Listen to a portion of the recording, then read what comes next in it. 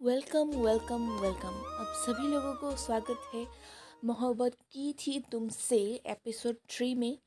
और इस कहानी को आप लोग बहुत सारा प्यार दे रहे हैं, इसके लिए बहुत बहुत थैंक यू। सो शुरू करते हैं इस कहानी को।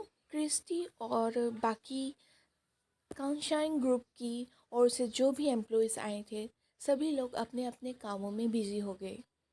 थोड़ी देर बाद क्रिस्टी की प्रेजेंटेशन की बारी आई और क्रिस्टी ने पहले तो बहुत ज़्यादा नर्वस और बहुत ही ज़्यादा घबराए हुए तरीके से अपने वर्ड्स को सबके सामने प्रेजेंट किया था। लेकिन बाद में जब सभी लोगों ने उसके बातों में थोड़ा इंटरेस्ट दिखाया, तब क्रिस्टी का अंदर का जो जज्बा था और उसको जो कुछ करके दिखाने के लिए जो मोटिवेशन था वो जग गया और बहुत ही ज़्यादा अच्छे से उसने प्रेजेंटेशन किया। और प्रेजेंटेशन उसका सक्सेसफुल भी हुआ। उसके बाद जब प्रेजेंटेशन ख़त्म हुआ तो सभी लोगों ने उसको तालियां देकर उसको मोटिवेट किया। उसके बाद वो रूम से बाहर निकलकर लॉबी में रखा हुआ चेयर्स पे बैठ गई और बैठकर वो मेघा से कॉल पर बातें करने लगी। ओ मेघा, जानते हो आज ना मेरा प्रेजेंटेशन बहुत ही ज़्यादा अच्छा गया है। उसके बाद मेघा ने बोला, हाँ मुझे तो पता ही है तुम अच्छा करोगी ही। और मैं तो यहाँ से सब कुछ देख रही हूँ कि तुमने कैसे प्रेजेंटेशन किया होगा यार। वही आके ना मुझे समोसा वाला पार्टी देना होगा किंतु। हाँ हाँ, क्यों नहीं देंगे, किंतु परंतु सब कुछ देंगे। ऐसे ही बातें करते करते उन लोगों को आधा घंटा बीत गया। उसके बाद स्टन राघव लॉबी में आकर क्रिस्टी से बोलता है, क्रिस्टी आज तुमने जो प्रेजेंटेशन किया है बहुत ही ज़्यादा अच्छा है। तभी क्रिस्टी बोलती है, थैंक यू सर, आपने मुझे इस लायक समझा कि मैं ये प्रेजेंटेशन कर सकती हूँ। मेरे लिए यही बहुत बड़ी बात है।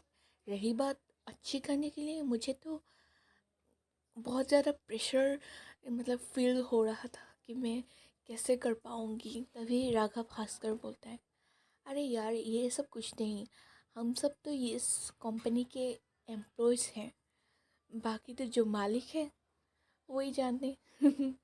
हमें मजबूरी में आकर कभी कभार अपने जूनियर्स को या फिर अपने कलीग्स को कभी कभार डांटने के लिए मतलब करना पड़ता है ये सब। आज सुबह के लिए तुम मुझे मतलब गलत मत समझना, ये सब होता ही रहता है। तभी क्रिस्टी बोली, हाँ सर मुझे पता है ये सब। वो दोनों ऐसे ही बात कर ही रहे थे कि तभी विनय वहाँ पहुँच गया और विनय ने राघव को कहा, राघव मैं यहाँ पर शायद से गॉसिप करने के लिए तो यहाँ पर नहीं आया हूँ। मैं यहाँ पर अपना कंपनी के बारे में या फिर यूँ कहें कि डेवलप करने के लिए यहाँ पर आया हूँ। काउंशाइन ग्रुप में हमको ऐसे गॉसिप करने के लिए एम्प्लॉयज़ नहीं रखते और एम्प्लॉयज़ को हम पैसे काम करने के लिए देते हैं, ना कि गॉसिप करने के लिए। यूँ कहकर विनय ने क्रिस्टी की तरफ एक तिरछी नज़र से देखकर वहाँ से चला गया। उसके बाद माहौल थोड़ा सा ऑकवर्ड हो गया था। राघव और क्रिस्टी को जैसे सांप सूंघ गया था। वो दोनों तो अपनी जगह से हिल भी नहीं पा रहे थे। अभी अभी क्या हुआ और क्या कैसे क्यों हुआ, ये दोनों सोच ही रहे थे। मतलब उन लोगों को समझ में ही नहीं आया कि क्या हुआ। थोड़ी देर बाद राघव को थोड़ा होश आया और उसने क्रिस्टी को बोला, क्रिस्टी डोंट माइंड, सर तो ऐसे बोलते ही रहते हैं, तुम यहाँ पे बैठे रहो, मेरा कुछ काम है मैं करके आता हूँ। यूँ कहकर राघव तो वहाँ से फूट ही गया। ये आप लोगों को इंट्रोडक्ट करने के लिए तो मैं भूल ही गई कि ये जो राघव है उसका उम्र 30 ईयर्स है। मतलब वो यंग ही है अभी, मतलब वो बुढ़ा नहीं है, तो आप लोग बुढ़ा मत समझ लीजिएगा। तो देर ना करके कंटिन्यू करते हैं कहानी को। 2-3 घंटे के बाद जब सारा काम ख़त्म हो गया तो सारे लोग अपने अपने कमरे में, मतलब होटल में आकर अपने अपने कमरे में चले गए। थोड़ी देर बाद क्रिस्टी को राघव से एक कॉल आया। हेलो क्रिस्टी, आज ना तुमने जो प्रोजेक्ट तुमने एक्सप्लेनेशन किया था उसके बारे में सर तुमको कुछ पूछना चाहते हैं, तो तुम सर के रूम में चले जाओ, रूम नंबर 816 में, ठीक है। तभी क्रिस्टी बोलती है ठीक है, मैं अपना जो प्रोजेक्ट्स के जो फाइल्स है उसको लेकर विनय सर के रूम में चली जाऊंगी। उसके बाद क्रिस्टी अपना सारा सामान जो भी प्रोजेक्ट के लिए चाहिए था वो सारा सामान लेकर विनय के कमरे में चली जाती है। विनय के कमरे में पहुंचकर वो डोर नॉक करती है। डोर नॉक करने के बाद भी दरवाज़ा नहीं खुलता, इसलिए वो थोड़ा सा धक्का दे देती है दरवाजे को, और धक्का देते ही वो दरवाज़ा झट से खुल जाता है। और उसके बाद वो देखती है कि विनय बालकनी में खड़े होकर अपने फ़ोन में एकदम चिल्ला चिल्ला कर बात कर रहा था। मैंने तुमको कहा था ना कि कि मेरे साथ ये सब मजाक मत करना, तुमने फिर भी मेरे साथ ऐसा ही मजाक किया। 10 साल से तुम्हारा वेट कर रहा हूँ मैं, दर दर भटक रहा हूँ, यहाँ वहाँ, सिर्फ तुम्हारा ही नाम जप रहा हूँ। तुम्हें क्या मिलता है मुझे यूँ तड़पा कर, यूँ मुझे दर्द देकर तुम्हें क्या मिलता है, बताओ मुझे सोनल, बताओ मुझे। विनय ये सब गुस्से में चिल्ला चिल्ला कर बोल ही रहा था कि उसका ध्यान दरवाजे में गया जहाँ पर क्रिस्टी खड़ी हुई थी। क्रिस्टी को देखकर तो जैसे विनय का एकदम गुस्सा फूट ही पड़ा। वो बोला, तुम तुम मेरा बात ऐसे सुन रही हो, जाओ यहाँ से, जाओ, गेट आउट। क्रिस्टी भी और ज़्यादा देर वो उस कमरे में नहीं रहना चाहती थी, इसलिए वो भी वहाँ से भाग कर चली गई।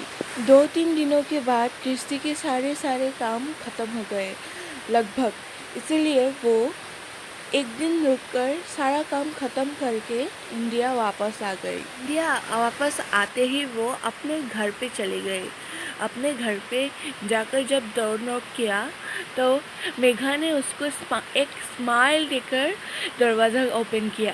उसके बाद क्रिस्टी और मेघा ढेर सारा बातें करने लगे, और क्रिस्टी ने मेघा के लिए एक गिफ्ट भी खरीदा था, और उस गिफ्ट में एक पर्स था। क्योंकि मेघा को मतलब थोड़ा ब्रांडेड चीज़ें पसंद था, इसलिए अच्छी क्वालिटी की एक हैंड बैग उसने गिफ्ट में मेघा के लिए लाके दे दिया। क्रिस्टी, ये बैग बहुत ही ज़्यादा अच्छा है, थैंक यू यार, तुमने मेरा ये तो याद रखा कि तुम्हारा एक दोस्त है इंडिया में और तुमको दोस्त के लिए कुछ खरीदना चाहिए, थैंक यू। तुम्हारे सिवा और मेरा कौन है बताओ। पता है, बचपन से ही ना मुझे फिल्म में बहुत शौक था, एक्टिंग करने के लिए बहुत ही मन था। बचपन से मतलब मैं ना छोटे छोटे जो फंक्शंस होते हैं वहाँ पे डांस करती थी, लेकिन मेरे फैमिली के कोई भी लोग मेरा ये सब पसंद नहीं करते थे। और पहले तो ठीक था, लेकिन जब क्लास 5-6 में पहुंच गए तब से लेके आज तक मुझे नाचने के लिए नहीं दिया उन लोगों ने। बोलते हैं कि ये नाचना गाना एक्टिंग वैक्टिंग जो भी करता है वो अपना वैल्यू कमा लेते हैं, वो तो सिर्फ एंटरटेनमेंट की चीज़ें होती हैं। अगर मन ख़राब हो तो टीवी उठा कर देख लो, हंसी मजाक हो जाएगी, लेकिन हम नहीं कर सकते। तभी मेघा बोली, क्यों, तुम्हारे घर वाले क्यों नहीं देते? तुम नहीं जानती हो मेघा, हमारे घर में ये सब नहीं चलता है। मैंने तुमको कभी ये नहीं बताया है कि मेरे पिताजी प्रताप सिंह आसाम की आहूम साम्राज्य की एक राजा है, और मैं उनकी बेटी हूँ। और ये इस कारण से मैं किसी दूसरे लोगों के सामने नाचना, गाना या फिर एक्टिंग कुछ भी नहीं कर पाऊँगी। हमारे घर पे परंपरा है कि हमारी बेटियां सिर्फ और सिर्फ अपने हस्बैंड्स के साथ ही जो करना चाहती है वो कर सकती है, नाचना, एक्टिंग, जो भी, लेकिन दूसरों के सामने नहीं, जिसकी वजह से हम लोगों की सपना धरी की धरी ही रह जाती है। ये परंपराओं में मुझे बंद होके नहीं रहना है मेघा। और पापा ने मुझे यहाँ क्यों भेजा है तुमको पता है? क्योंकि वो चाहते हैं कि मैं दुनियादारी सीखूं, दुनिया में कैसे लोग कैसे कमा कर कैसे खाते हैं वो सीखूं। उनको मेरी फीलिंग्स की कोई परवाह ही नहीं है। वो चाहते हैं कि उनके मौत के बाद मैं पूरी आसाम को संभालूं। शिवसागर ज़िले में जो रंगघर, कारेंघर है, वो सब अहोम साम्राज्य के एक रॉयल हाउसेस हैं, और वहाँ पे ही सारे सिद्धांत कि कौन क्या करेगा क्या नहीं, सब कुछ वहाँ पे ही तय होता है। और हमारे घर पे सिर्फ बेटी है, सिर्फ मैं, और कोई लड़का नहीं है। जो मुझसे शादी करेगा ना, वही आसाम का नेक्स्ट राजा होगा। इसलिए डैड मुझे दुनियादारी सीखने के लिए मुझे भेज दिया। पूरी तेरी क्या बोल रही है तुम आहोम साम्राज्य की एक लौटी बेटी, यानी तुम प्रिंसेस? ओ माय गॉड, मेरे सामने एक प्रिंसेस बैठी हुई है। ओ माय गॉड, कोई मुझे पिंच करो यार, पिंच करो, मैं सपना तो नहीं देख रही। ये सब सिर्फ कहानियों में अच्छा लगता है मेघा, असल ज़िंदगी में ये सब बहुत ही ज़्यादा कॉम्प्लिकेटेड है। हाँ, अभी भी मतलब जब से इंडिया स्वतंत्रता हुई है तब से लेकर आज तक सब में सिर्फ और सिर्फ पॉलिटिकल लीडर्स की ही सब चलती है। लेकिन अभी भी इंडिया के कुछ राज्यों में, जैसे कि असम में, अभी भी राजाओं की ही हुकूम चलती है। यहाँ पे तो पॉलिटिकल लीडर्स से बैठने के लिए बैठे हुए हैं, बाकी तो सिर्फ राजा ही सब कुछ करते हैं। वहाँ पे साए से लेके उत्पादन तक, तेल से लेके सारा का सारा कहाँ कैसे यूज़ होगा, सब कुछ हमारा राजा का ही हुक्म से चलता है।